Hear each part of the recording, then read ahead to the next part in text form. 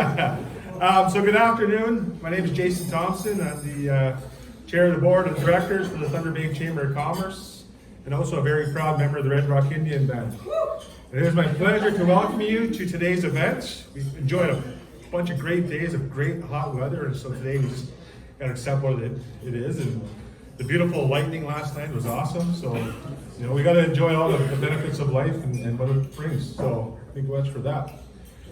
We want to begin by acknowledging that the city of Thunder Bay has been built on the traditional lands of the Anishinaabe peoples of Fort William First Nation, the original signatories to the Robinson Superior Treaty of 1850, and we recognize the significant contributions of the First Nations, Inuit, and Métis people to our heritage, social, cultural, spiritual, and economic wealth. The Chamber is committed to a relationship with First Nation, Métis, and Inuit people that is grounded on the principles of mutual trust, respect, reciprocity, and collaboration in the spirit of reconciliation. Our sincere thanks to our Leaders Luncheon series sponsor, Intercity Industrial, Miigwech. I would also like to take, please, round of applause. I would also like to take a few moments to acknowledge some special guests in attendance today. Our guest speaker, the Minister of Indigenous Services, Minister responsible for Federal Economic Development Agency for Northern Ontario and Member of Parliament for Thunder Bay Superior North, my friend, the Honorable Patty Hajdu.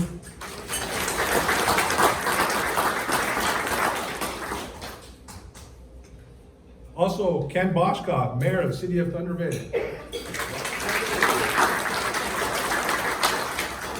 And my good friend, and she does enjoy my karaoke singing, Wendy Landry, Mayor of the Township of Shunya, and President of Northwestern Municipal Association.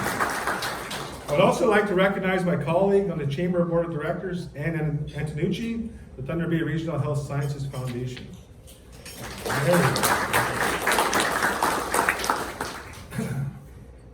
So I'm pleased to introduce our speaker, the Honorable Patty Hajdu, Canada's Minister of Indigenous Services and Minister responsible for FedNor and Member of Parliament for Thunder Bay Superior North, Ontario. Patty Hajdu was elected as Member of Parliament for Thunder Bay Superior North in 2015. She was appointed to Cabinet by Prime Minister Justin Trudeau and has served as Minister of Status of Women, Minister of Employment, Workforce Development and Labour, Minister of Health, and is currently the Minister of Indigenous Services and Minister responsible for FedNor. Minister Hajdu previously worked in public health and focused on drug policy, youth development, and homelessness. Just prior to her entry into politics, she ran the largest homeless shelter in Northwestern Ontario. Minister Hajdu has focused her career in improving opportunities and quality of life in her community and region. In her political role, she remains firmly focused on ensuring every Canadian has a fair chance to succeed. Please put your hands together and join me in welcoming Minister Patty Hajdu.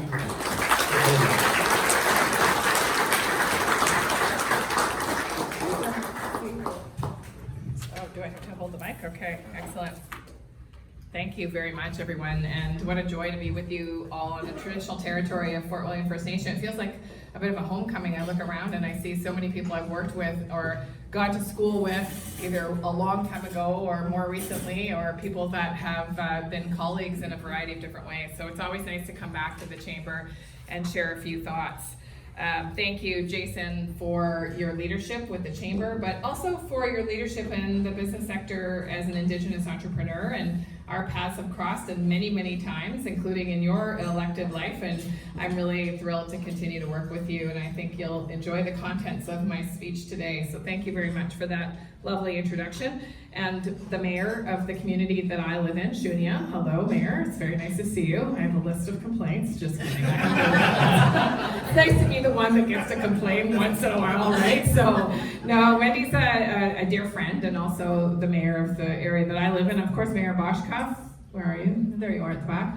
Who warned me that he might have to leave early, but that it wasn't a protest. And I told him if it was a protest, he needed to hold a sign so I could understand exactly what the problem was. We actually have a meeting later, so the irony is he can protest all he wants in our meeting, and we'll take it all under advisement. And also thank you to Charla, long-standing, I think, face of the Chamber, and the reason why I think the Chamber continues to be so strong. And everybody knows Charla in this community. She's a force to be reckoned with, and so let's give Charla and the Chamber a round of applause. She's a powerhouse in her own way. Listen, listen, the Thunder Bay Chamber of Commerce and member businesses have long been fighters for economic prosperity of Northwestern Ontario, and I see so many of you in such diverse sectors represented at the tables today. And I was really thinking, you know, what will I talk to you about? And I thought I could come to you with the sort of list of things that are in the media, although I feel like you're all reading the news as compulsively as I am, which, by the way, is apparently bad for us, and we should be doing something else when we wake up in the morning than read the news. I thought, you know, yes, I have been a member of Parliament now for 8 years. I have had the privilege to hold 4 portfolios since I've been elected, and I see my other neighbor, Lorna, over there, who knows that I have a very humble beginning, and that this has been a long and really miraculous journey for me personally, and the honor of my lifetime to serve in so many ways. And since 2015, when I was elected, so much has happened. And although we're having some similar conversations that we were having in 2015, we're also having brand new conversations. We all went through the biggest disruption of our lifetime, the global pandemic, and we have seen the fallout from an economic perspective over the last year or two since the world opened up again. Of course, Canada pulled out all the stops, and you know about that with things like CERB and SEBA and vaccines and medical equipment and drugs and travel restrictions and provincial transfers and debt support for provinces and territories, business supports and wages and grants and rent relief and loans. And that's just a partial list of the kinds of things that the federal government was there to support the country with. I think it was the right thing to do, and Canada's outcomes in a number of measures show that those efforts really made a difference, both from a health perspective and from an economic perspective. But we are now dealing with the results of that astronomical federal lift, and it's not easy. The recovery, as you know, for people has been uneven. Some people did really well during the pandemic. Other people really saw a disruption to their own lives, to their own businesses, and to their own outcomes. We're seeing, we saw during the pandemic the incredible demand for goods and services, tight supply chains, people, ongoing conversations about the lack of labor, which continue to this day. We saw now, as a result of that inflation, that demand, higher interest rates. Really good news today from the Bank of Canada that we're pausing. You know, I'm supposed to be neutral about these things, but obviously this is really good news, I think, for most Canadians. We see an increasingly tight housing market, despite the fact that the federal government's been partners with the province, and I think there's about 400 units so far announced since 2019. And before that, obviously a lot of work to save things like Castle Green Co-op and other kinds of affordable housing. And of course, the ever and constant pressure of a really tight labor market. And many of you have been huge advocates for the Rural Northern Integration Pilot that has helped with some of that tightness. I hope that we're going to have really good news soon about the permanency of that. And certainly I know my colleague Marcus Bilowski are fighting really hard to make sure that becomes permanent and that we see an increase in the numbers of people available. That is, I would say, for business, one of the top concerns that I hear about is the lack of availability of labor. And if you think it's bad in Thunder Bay, some of you are from the region and you'll know it's even worse in some cases in some of the small communities where people have an aging population. And of course, the elephant in the room that we all can't stop thinking about, which is the climate change that we're seeing around the world that's causing massive disruption, destruction of ways of life, threatening food supply, threatening limited resources like clean air and water. I was in James Smith Cree Nation yesterday talking about the anniversary of the massacre that happened there, and in the chiefs meeting, one of the chiefs talked about the fact that the aquifers are drying up, and there are huge and competing demands for growing food and water for communities to be potable. And so these are the kinds of challenges that we're seeing around the country and certainly around the world. Of course, most of us have grown up in a time where we took clean air and water for granted, and now we're going to have to seriously think about how we manage these limited resources. It's very expensive. Environment Canada estimates that direct costs due to climate emergencies in 2022 were $3.1 billion, and that's just those direct costs. That's like saving people, fighting fires, evacuations. My department this summer has been entirely seized with supporting what I am now calling climate refugees, people who are out of their homes and out of their communities for extended periods of time, unable to return. It's very expensive, it's very traumatic, and it's very hard to manage. The insurance industry is increasingly worried. In fact, a decade ago, the insurance industry overall paid out $675 million annually. Last decade, it was $2.3 billion annually. So that is a massive increase. I had to remind myself, what's a billion? It's 1,000 million. So, those numbers are huge and unsustainable. So here we are. What do we do? What do we do as a region? What do we do as a country? What do we do as a world? And I will say that I'm confident that Northern Ontario holds part of the key to how we both reduce our emissions and how we adapt to an ever-changing climate.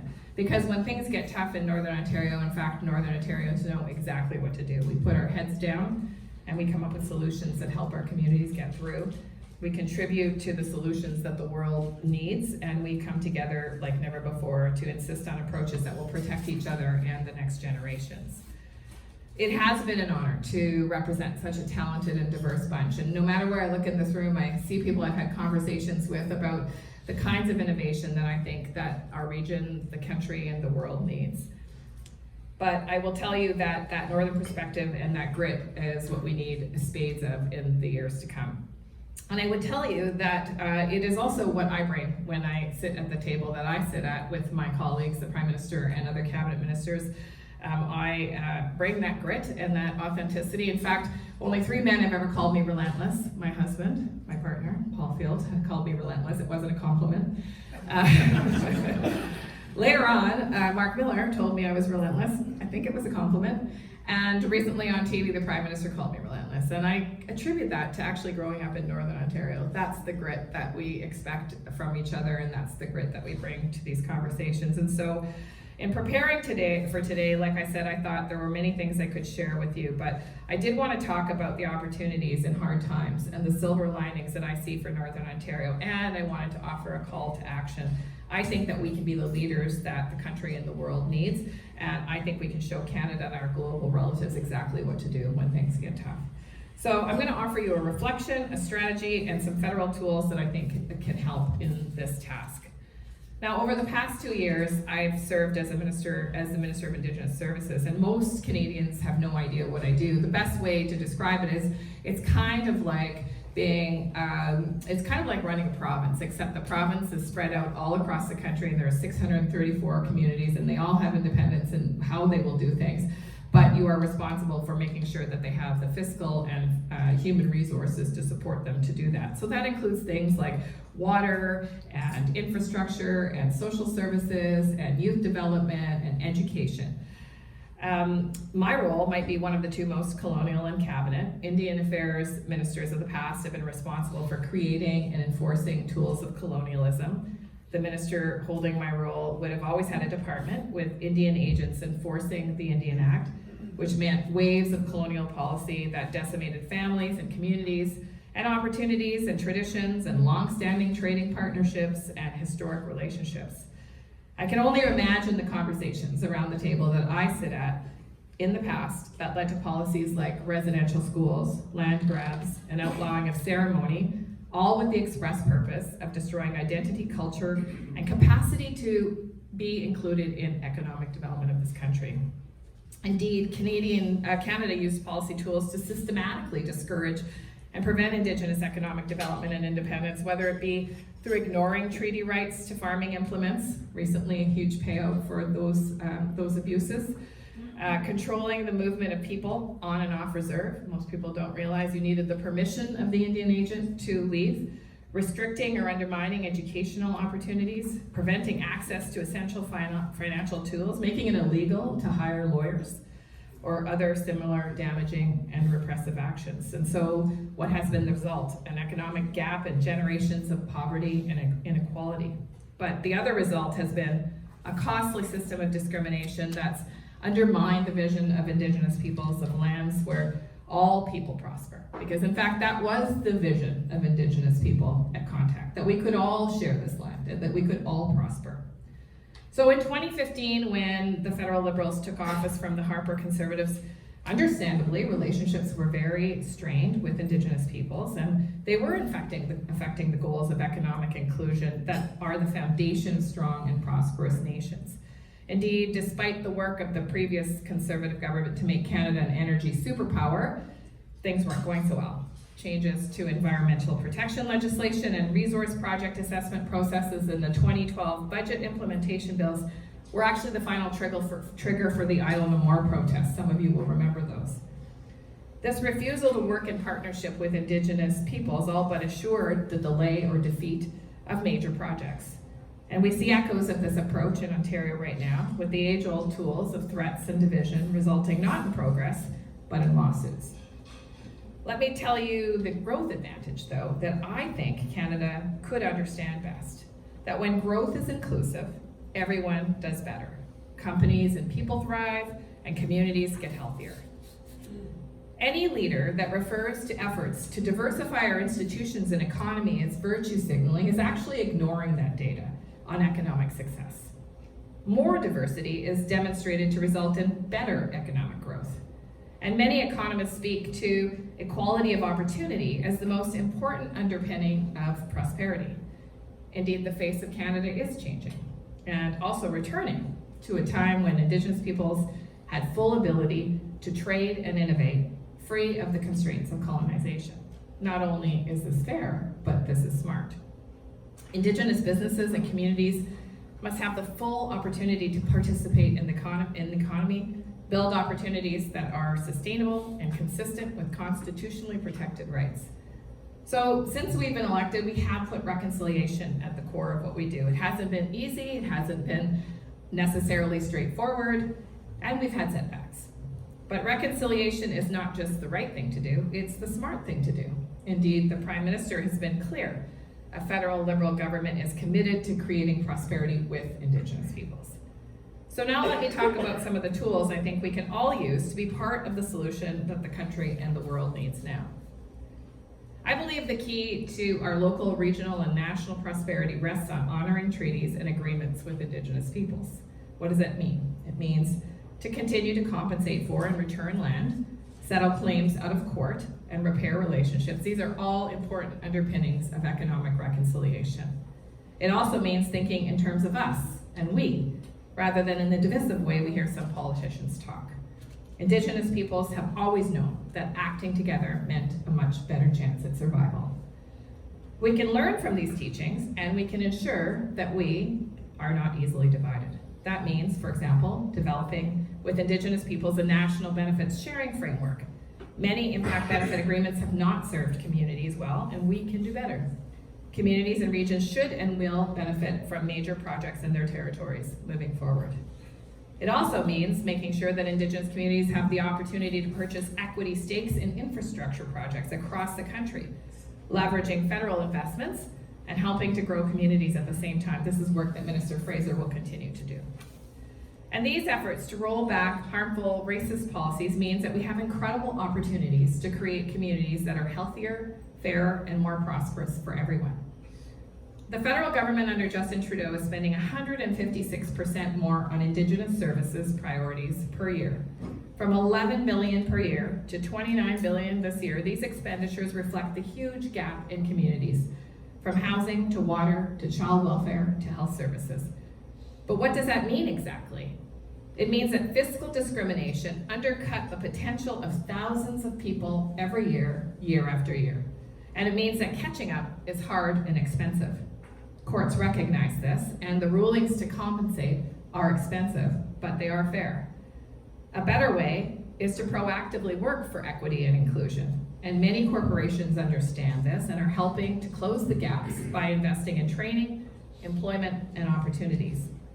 And sometimes it doesn't take money. Sometimes it's about changing the way that the investments are made. The Department of Innovation, Science and Economic Development is leveraging investments Canada makes to ensure Indigenous economic benefits. Procurement Canada is focused on pushing departments to get to that 5% target for Indigenous companies faster. FedNor has a new president, Valerie Gideon, who's also the ADM for Indigenous Services Canada, creating a crosswalk between services, communities, and FedNor. It's been exciting to see the role FedNor is playing in Indigenous economic development. Minister Guilbeault and Wilkinson are breathing life into the joint review process, which is starting to see real progress in getting good projects built that benefit and are supported by Indigenous peoples. And I will note that there will be meetings beginning in September that hopefully will help us on our journey to developing the Ring of Fire. And I see Glenn in the background, who has done a lot of work, and I know many of you in this audience are deeply involved in that work. And just one example of this joint review process that people were, by the way, scared of when we introduced this work years ago. Just one local example is the recent approval of Generation Mine. This was an amazing opportunity for the region, and Bitagong, Marathon, the province, and Canada worked together to show that shared prosperity is a model that can work across this country. And these are all good steps in the right direction, and indeed some of them are generational changes in the way that we can do things. Combined with legislation that restores autonomy over children, over water, hopefully this year, over health, Canada is taking significant steps towards reconciliation. But there's more to be done. Budget 2023 provides $5 million to be spent in this fiscal year to support the co-development of an economic reconciliation framework with Indigenous peoples and partners, and we're not starting from scratch. A huge miigwech for the foundational work of Don Badawi Leach and others in their work to create the National Indigenous Economic Strategy, and also to the First Nations Financial Management Board for their Roadmap project. And this framework is intended to push all federal departments to use all of their levers to focus on economic reconciliation. Now, a good example of the work underway is the acquisition of the Trans Mountain Expansion Project that's resulted in TMC signing agreements with 81 Indigenous communities worth over $657 million. And this project has generated $4.8 billion in Indigenous-based contracts. Natural resource projects are being developed with better rules for major projects that restore public trust, protect the environment, advance reconciliation, and ensure good projects can go ahead in a timely way. This is a win-win-win, and it's also giving confidence to investors. It is the thing that I believe the Conservative Party wants to ignore and will get wrong. The environment and the economy do go together. As Colleen Erickson from the First Nations Health Authority said recently, the wealth portfolio of Indigenous peoples is the environment. It's the water, the land, the animals. Without those, we are not wealthy at all. And increasingly, I think all of us understand that. Whether it's fires, drought, catastrophic rain, or wind, it's clear that economic development depends on us doing things in a sustainable manner and protecting our planet for our children and our grandchildren. And with this lens, the wealth that we create together will create opportunities here in Northern Ontario for Northern Ontario entrepreneurs. One great example of such a project is Watay Power, a First Nations-led and majority-owned transmission line project in Northern Ontario. In 2018, the Government of Canada invested $1.6 billion to help Watay connect 16 First Nation communities to the provincial power grid. And the project's reduced diesel generation and costs. It's created new jobs and opportunities for skill development, and it's completely First Nations-led. And as communities get connected to the grid, new opportunities open up for entrepreneurs and business. And Watay is an example of First Nations communities working together and controlling the development of major infrastructure on their traditional lands. I believe this is the model for projects in the future and for greater economic self-determination. And investment in skills training and supports means that we can ensure that we tap into every drop of talent. A huge shout out to the organizations in our region giving people that chance to develop their true potential, like Matau Learning Center and Supercom and the unions, who are all working hard to attract women and newcomers and Indigenous peoples to their trades, and the education institutes that are increasingly asking themselves how they evolve with our evolving opportunities. So a final challenge. If you haven't already, reach out to the Indigenous leaders in our community. They are everywhere, and they're generating wealth and opportunity for us all. Ask questions, get to know your customers and your neighbors. We are each other's people, and community is how we will get through the challenges ahead. And finally, let me say how proud I am of all of you. The landscape of our business community is vibrant and diverse and evolving, and whether it's championing reconciliation or looking for innovation to help us take advantage of the green shift in power generation, solving the challenges of remote work and training, or making our communities more beautiful, tastier, more diverse, I'm very grateful to live in this region. And I am so proud of the resilience and commitment and effort of each and every one of you. And I look for every opportunity to advocate for your needs and to share your perspective. I'll continue to push for great projects that keep our communities vibrant, like the Art Gallery, Science North, restored and new housing from a variety of builders, infrastructure that makes our communities safer and easier to get around, and FedNor capacity so that we can continue to make great investments here in Northern Ontario, like the ones I just announced last week in Sudbury for over 12 projects, including the incredible Northern Ontario Angels. Being the Member of Parliament for Thunder Bay Superior North is truly the honor of a lifetime. I was practicing the speech and I started crying when I said that. Paul's like, you cannot cry. But it really is, and I want to thank you all for trusting me to serve this community, our communities, and our country. So thank you for having me here. Miigwech, nakumek, merci.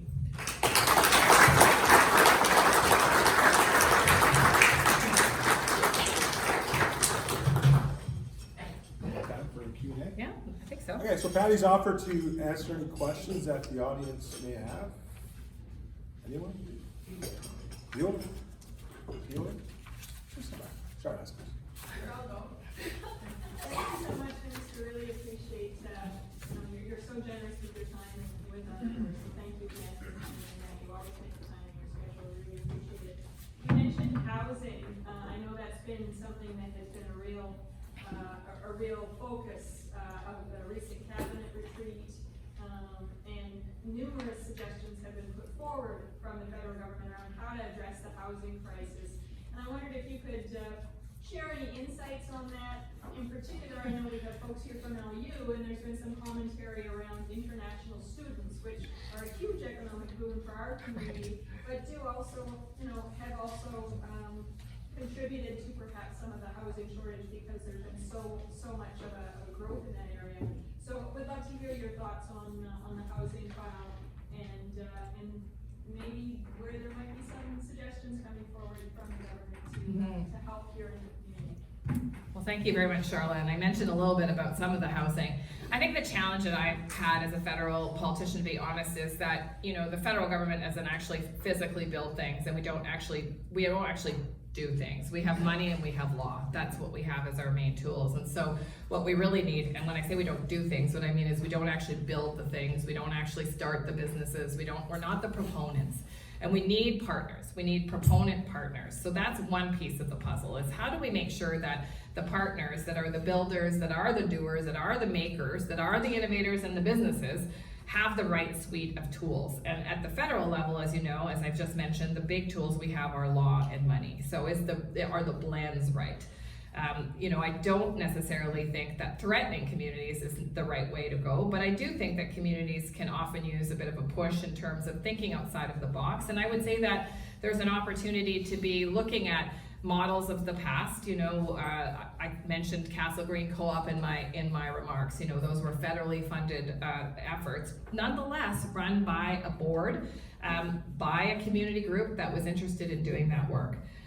Secondly, I don't think there's one solution to this problem, and I think everybody is quickly trying to grab onto what's the problem and how do we fix it. I noticed with interest that Halifax has recently changed some bylaws around short-term rentals. I'm not sure if that's a huge problem here in Thunder Bay. Certainly is a problem in some of the major cities in Canada, and it's nice to see communities start to think about whether or not short-term rentals like Airbnbs are impacting both the availability and the cost of rentals, because rentals are always going to be part of the solution.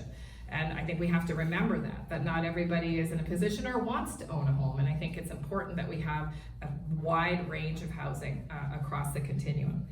And thirdly, I think it's really important that we don't demonize any group as being the contributing factor. And I think my colleague, Minister Fraser, when he talked about international students, perhaps wasn't fulsome in his answer. And sometimes you can get clipped in the media. That's why I was very careful to make sure I explained what I meant when I said the government doesn't actually build things. Because what happens is one clip like that can get blown, I think, quite loudly out of proportion. And I think his reflection was on some of the fly-by-night kinds of colleges and universities, well, colleges really, that we see sometimes in larger centers that are enticing students to Canada oftentimes under false premises of the kinds of skills that they'll acquire and whether or not they'll be useful in the economy, and also without the additional supports that places like Confederation College and the Lakehead University are offering to international students here. You know, more people, yes, of course, we're gonna need more housing. And so I think we have an advantage as a country that's open to immigration, to growing our economy. It's actually a critical ingredient in growth. And you as business owners know that. You're at the ground zero kind of level of struggling for talent. But I think we have to be very thoughtful about the interventions on people, quite frankly, because it will undermine our efforts in other areas around the growth agenda for Canada. And so for me, what I stay focused on is my piece of the pie, and that is contributing to First Nations housing in First Nations. Also, the newly formed NICHI, which is actually the first of its kind, where the Government of Canada is transferring $280 million to an Indigenous-led coalition of housing providers that will determine good projects across the country for urban, northern, and rural people that are Indigenous people that are away from their home community. This is a bit controversial, of course, and so there's lots of conversations about what to do with the next $4 billion and how we make sure that rights holders have a voice and are included. But I am really encouraged by the very rapid work that NICHI is conducting, and I believe if the call for proposals isn't out already, it's coming in the weeks to come. And so we are really trying to make sure that we're looking at every angle as the federal government and every tool that we can provide to the builders, to the communities and the regions and the people that will do the hard work of actually figuring how to amplify our housing availability across the country. Thanks. Thank you. Anybody else? Ann? Minister Hajdu, I wanted to discuss the childcare $10 a day that was introduced last year.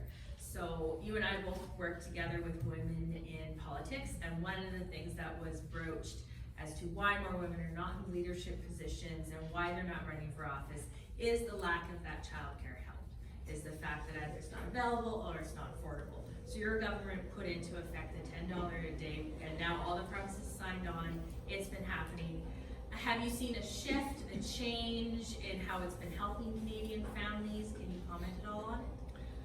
Well, thanks, Anne, for raising that. And actually, that's like a legacy piece of work that down the line, I think, will be a huge advantage for Canada, and many other countries are looking at. And we have the highest rate of women in the workforce than ever before, and it's directly attributable to actually childcare.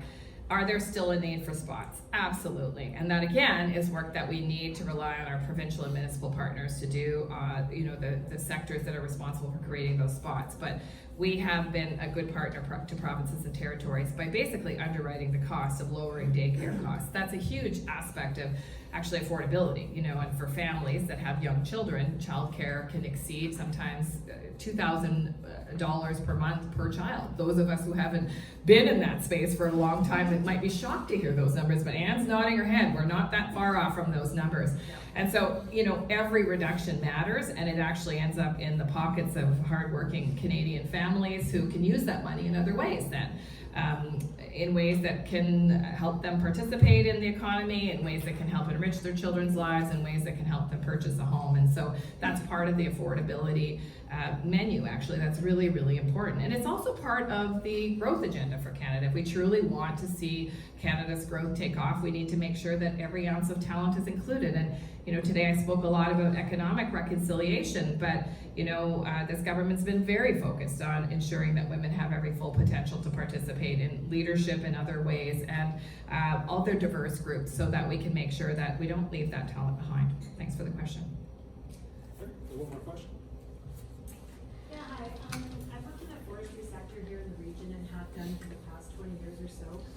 In the last few years, I've been working a lot in the area of climate change and policy in the Canadian forests, here and then internationally. And something that we've noticed in policy is a real disconnect between what the federal government is doing and what provincial governments are doing to mitigate and adapt to climate change in forests.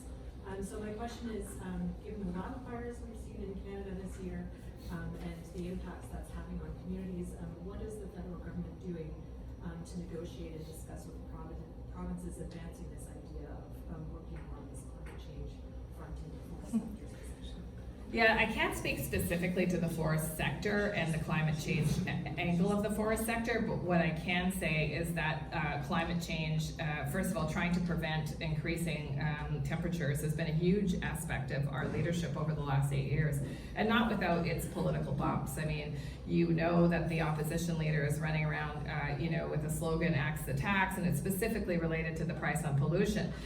It is actually a conservative mechanism to reduce emissions, and so it's disappointing to see a conservative opposition leader, essentially attack any action on climate without an alternative solution. I believe that the time of arguing whether or not climate change is real is over, and you're absolutely right. We are seeing the kinds of disasters that we could have only perhaps watched in movies years before. My entire summer has been spent speaking to chiefs and regional leaders of the Northwest Territories, of BC, of the East Coast of all places with the Mi'kmaq, people that are being evacuated from forest fires and sometimes without any really certain future in terms of where to go. We do have a national adaptation strategy as well, which I think people should take a look at. And increasingly, I think what we're going to have to be doing is working with all sectors to make sure that we do have sustainable practices. I've been personally really interested in, what's the name of there's a female forester who wrote a book about trees. You probably know the book that I'm referring to. And the idea of diversity in the forest industry and the way that we replant and then the way we protect forests, I think, is going to be increasingly important. These are large carbon sinks, and if we don't take care of them, we're going to be not a contributor to protecting our climate, but actually a contributor to higher emissions. And I'm kind of scared to see what the forest fires are going to do to our carbon emissions this year. Thank you. Time? Okay, thanks very much, Jason. Give me that back. Thank you very much.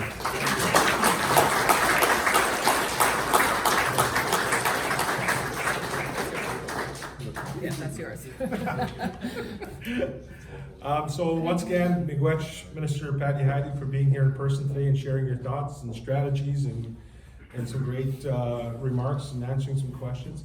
Before we conclude, I just want to share a couple of my thoughts, as far as, what the Chamber's been doing as far as reconciliation and being, a really strong advocate for inclusion within the business community here at Thunder Bay. And I kudos to Charlotte and her leadership through the Chamber, but our board and the forward thinking, and I'm very excited for what the future holds for Thunder Bay and the region. I am an advocate for the inclusion of Indigenous people, but I'm also an advocate for the business community and the community as a whole and the region of Thunder Bay. I'm from Nipigon, right? And I've always truly believed in doing things collectively. And I think we as Indigenous people, that's something that we've always believed in, right? So it does, from my own personal opinion, it gives me great hope and optimism to see a lot more Indigenous people participating in our event today. So Miigwech for coming out. Thank you very much. We got some great leaders here, both men and women alike, and I appreciate that. Because I think it speaks volumes to what we're doing here from a business perspective, and some of the work that we're doing with the CEDC and looking at the contribution to the economics of Thunder Bay and the region by Indigenous people are truly important to be valued, right? I've always said we're not a charity case. We want to be a partner. We want to work together. We're not anti-development, we're anti-exclusion. And it's near and dear to my heart that we work together collectively. The work around reconciliation is entirely that. It's work. It's not a donation, it's not cutting a check. It's putting people to work, it's building capacity, right? And I think that's the important message, right? And I think we're all here, I work and know a good many people in the room here, and we're all advocates, and let's keep recruiting. Let's keep recruiting more people, more allies to keep doing the great work. So Miigwech for that. And again, as we're entering, September 30th, National Day of Reconciliation, it's important that they're just not words, right? Words without action, they're simply words. Let's put those words to action, let's have a plan of action, let's get going. So I want to give thanks again to our series sponsor, Intercity Industrial Supply, and to the Italian Cultural Center staff for the great food and service. Miigwech, a round of applause, please.